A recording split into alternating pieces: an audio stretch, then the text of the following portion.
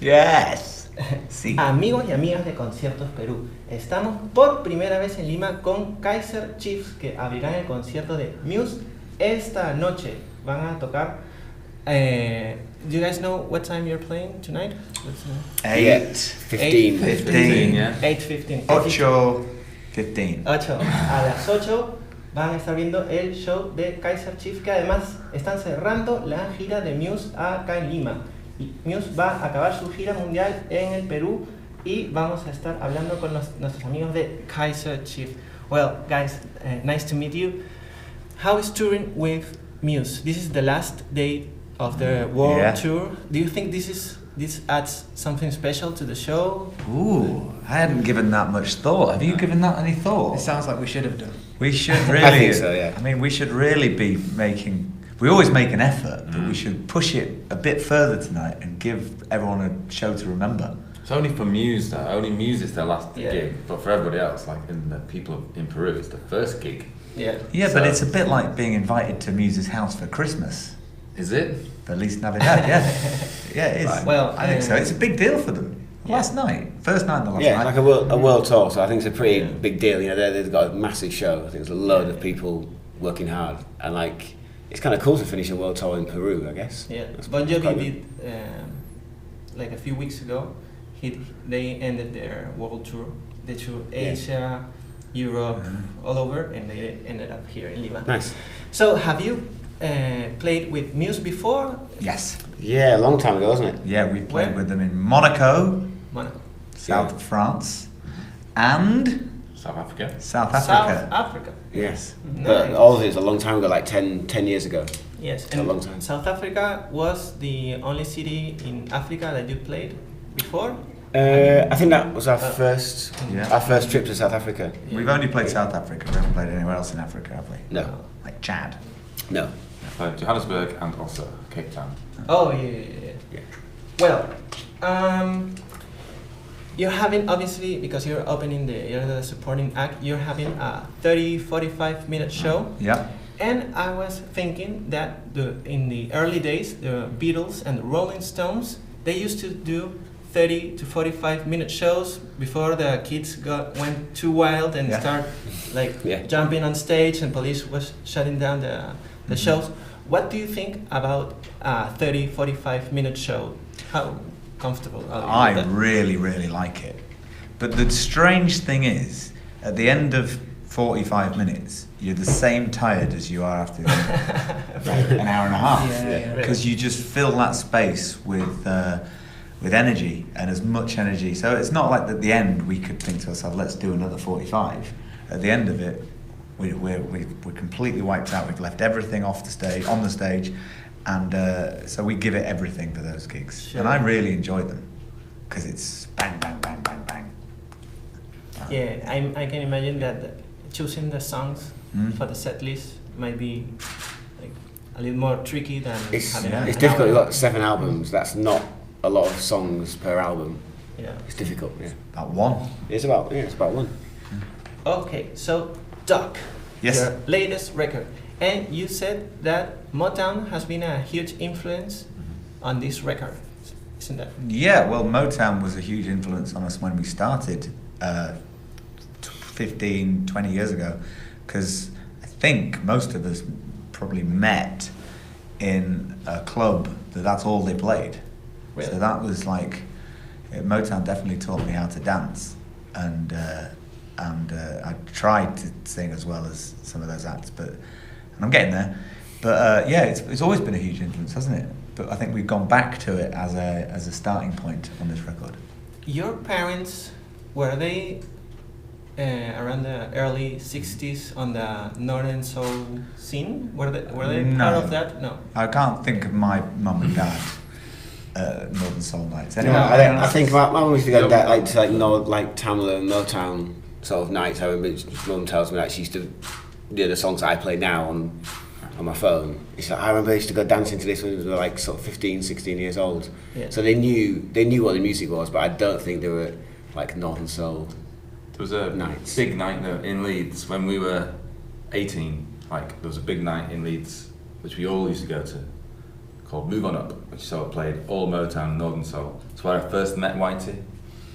Nice. I've met you before. Yeah, but it's where we bonded. Yeah, so it was very important to us, like our friendship and the band and everything. And can you name essential songs from the Motown era?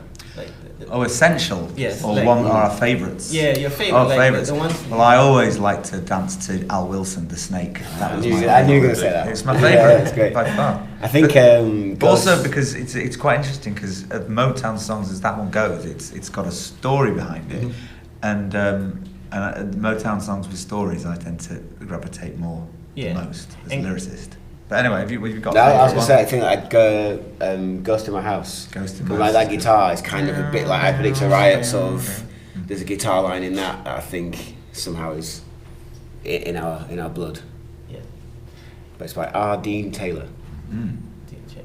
Can any of you dance as like they used to do in the 60s with it like this? He was trying. Baggy. I can try. Not now. There's not enough room. And, Too is spinning. not enough talcum powder. Well, people know how to love one another, and I was thinking about arena rock and songs that are made for stadiums to chant. You know, is this something that you think about when you write this type of lyrics, like a huge crowd chanting your songs? I think very much so, yes, and it shows in the fact that people know how to love one another. Is a song that is not one of our classic big hits. It's new, but we are confident enough in opening shows, even in front of Muse fans, with playing it because we know how infectious it is. It's very easy to get on board with that song. So yes, we do that. Sure, Yes. sure. You know that in Argentina they have a huge rock scene that they mixed this type of football stadium chants with their rock, their type of rock and roll. And are you guys football fans, like soccer fans? Yeah. Some people are, yeah. Some. Yeah. Which one?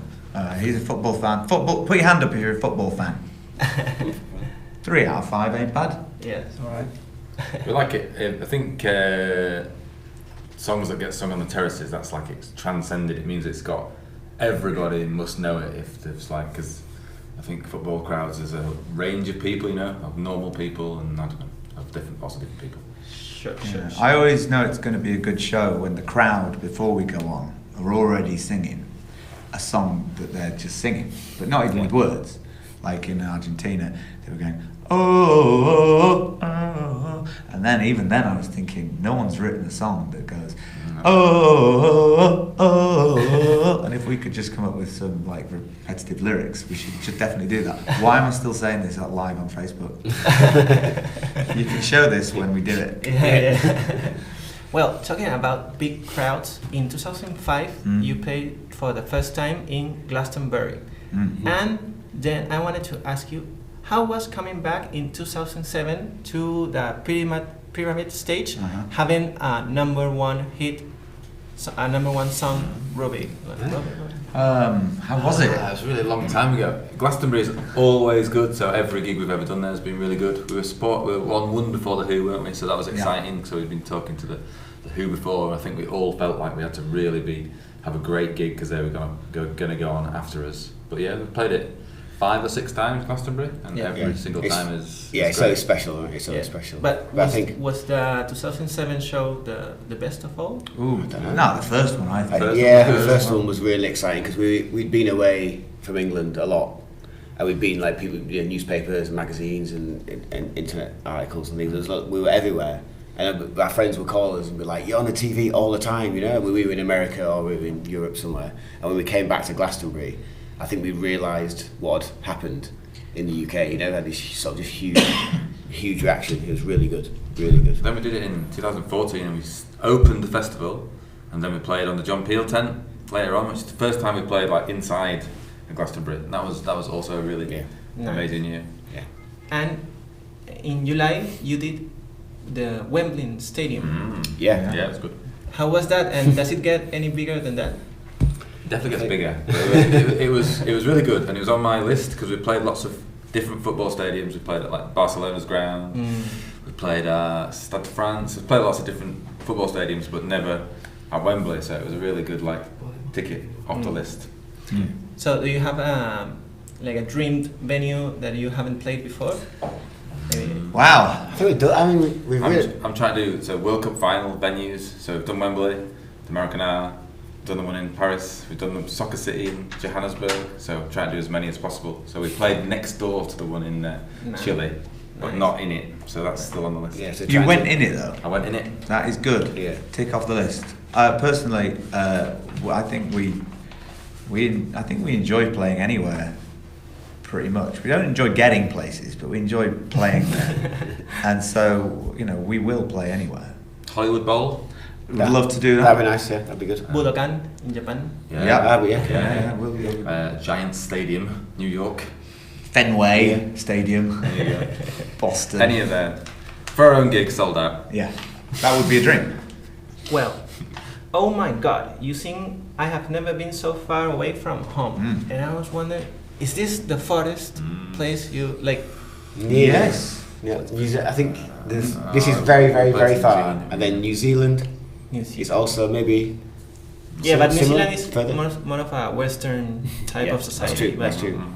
Oh yeah, because you can be far from home physically. Yeah. Yeah. You can also be mentally far from home. Yeah, like culturally. Yeah. Like, what's the craziest country? Well, obviously, like some places in Asia, like Japan, it's a totally different culture. Yeah. But everywhere you go, you can still find a Zara. Yeah. Yeah. TGI Fridays. Yeah. Sarah. yeah. And people at your show in Japan, were they behaving? All as, wearing like, Zara. No, are they really like so polite during the show? Sometimes quite different. But all the stories that people have always told us about what to expect when we go to different places, it's only when you actually go that you realise the world is a lot smaller than you think it is, and people are people around the world, and everyone's pretty much. If you've got the same mentality of basically you just want peace and love, then I like everybody, and everyone's pretty similar. Sure. Yeah. So no, there's never been a place where I felt completely alienated, because there's always something that you can connect with someone on, whether it's Zara or peace and love. Sure. And why you always close your shows with this song? You've been doing this since forever. We'd always do. Yeah. I think it'd be confusing if we didn't. Yeah. We just like it as a big ending, and Yeah. it's sort of like a tradition now. So we start the show with different songs and play every other song differently, but pretty much every single gig we will play Oh My God last, unless something goes wrong. There's Aerosmith. They used to finish their set with the same song all the time, and then one night they put it on first. And Steven Tyler walked off afterwards. He was confused. I'm not sure that was medically confused or just confused, but I think, that's a famous story. So, Doug. Yes. Which are your favorite songs to play live? Duck. Oh, that's a good point, because we're going to switch it around tonight. Yeah. Oh, you're going to change your set I think so, tonight? yeah. I mean, Nice. I like them all, and there's so many on Duck we haven't played, which we need to play. And hopefully we'll do that in January at our own big concerts. But tonight, what are we going to play? Now's a good time to make your mind up. Live on the internet. I'd like to play Golden Oldies. I think we might play Golden Oldies tonight. Yeah. It's good. And we've been playing People Know How to Love One Another first, which I think it really works first. I think we all enjoy playing Wait. We all enjoy playing Target Market. Yeah. We all enjoy playing I think we all enjoy playing them, all of them, but we played like 6 maybe. I think we like, because of the way we made the album, and we sort of went back to the basics of Kaiser Chiefs and like just sort of Motown influence and various other things. I think we could play any of the songs live and we'd enjoy it. And I think generally we've not had an album like that for a little while, where actually we're looking forward to playing every single song on it. Nice. So, Doug was released on vinyl. Yeah. Yes. Is there any chance of buying any of those at the show? Did you bring any Oh, merchandising? Did you bring it? Did you bring it? Did you bring it? Lots of excellent t-shirts. I didn't. Oh, Yeah. T-shirts. Sorry, No vinyl. No vinyl. okay. Yeah. Sorry. It's really nice though. It looks really nice, the vinyl. If you want to order one, it looks really good. Bueno, ya saben. So, you have just a few hours before jumping on a Peruvian stage for the first time. Yeah. What are you gonna do this afternoon between the show and right now? Do you have any plans around Lima? Nope. I don't know. Yesterday I did some walking around. I Around- walked to the sea. I went to a fantastic restaurant called Lamar. I recommend it. Nice. Quite pricey. Yeah. Quite expensive. Yeah. 8 sea snails. Wow. Never done that before. And but today we'll relax. Yeah. You relax? Yeah. Yeah. It's good because we've got a day off here in Lima, so we can do some other stuff. Because usually it's a bit cramped. You got Tomorrow morning, Here we I'm go. going swimming with sea lions in Lima? in Lima. Really? He's nodding. Oh yeah, Yeah. en el Eje San Lorenzo. So. Yeah, near Lima. Yeah, nearly. Oh, We yeah, have to nearly. we're getting a car there. Oh. But we're swimming with sea lions. Oh, nice. That's what it sounds like. Well, thank you very much for your time. Thank you very I'm much. really looking forward to see you tonight Ah, yeah, at the Muse Show. Así que gente, ya saben, a las 8:15 vamos a estar viendo a Kaiser Chiefs. No se preocupen que vamos a estar pronto traduciendo esta entrevista y la vamos a subir con subtítulos a YouTube, así que suscríbanse que pronto vamos a poner todo con subtítulos si es que no captaron algo de lo que hablamos en inglés. Well, thank you very much for your time. Thank you very much indeed. Thanks. All right, do we wave until it goes blue? Yes. Okay. Bye. Bye. Bye.